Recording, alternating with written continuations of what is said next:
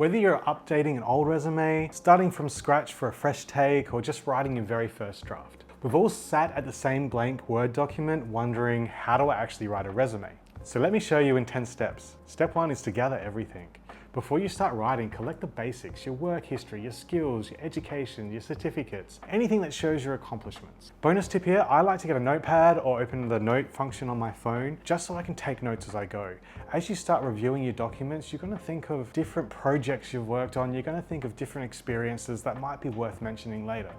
Yes, you can use AI, but remember, AI is just a tool. Don't just copy and paste it without reading it. Make sure you personalize it. Make sure you proofread it. Okay, moving on to format. Choosing the right resume format is key. It shapes how your experience is presented and how easily the recruiters are going to find your strengths. There are 3 main types of resumes. There's chronological.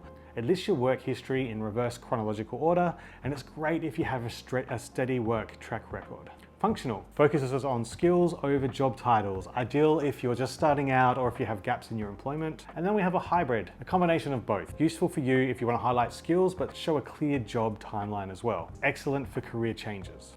Not sure what fits best? If you need to visualize these formats in action, check out the Enhancv website. You'll find some real examples. Moving on to step 4, you need to nail your header. You need your name, your email, make sure it's professional. You need your phone number and your LinkedIn profile. And throw in a strong headline to really grab the attention to match the job. Step 5, write a killer summary or objective. Here's the rule. Use a professional summary if you have strong work experience. Use a career objective if you're starting out or switching industries. These sections tell your story in 1 to 2 lines. Keep it sharp and keep it specific. Moving on to point 6, work experience. Let's tell your story. Use bullet points. Start with some strong action verbs. Think, increase sales by 30%, not responsible for sales. We want to spotlight your skills. Now it's time to show off what you can do. Include a mix of hard skills like Excel, coding, or SEO with your soft skills such as communication, leadership, and adaptability. The pro tip here is that your soft skills can't just be listed. You need to show these. Anyone can list that they have empathy or that they're a great team player, but you need to prove it with examples in your experience or your achievement section. For instance, describe how you helped your team through a tough project or supported a colleague during a challenge. Above all, make sure your skills match what the job ad is asking for.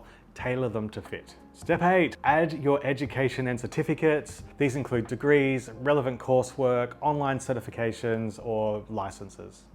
Step 9, we're looking at optional but powerful.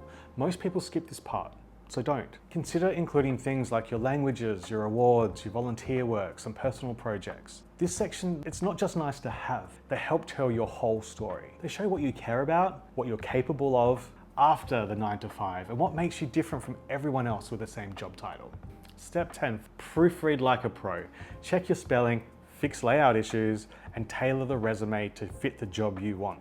Your resume is your personal brand on paper. Make it easy to read, true to you, and relevant to the role. For more help, check out Enhancv's AI Resume Builder that can help and give you some inspiration.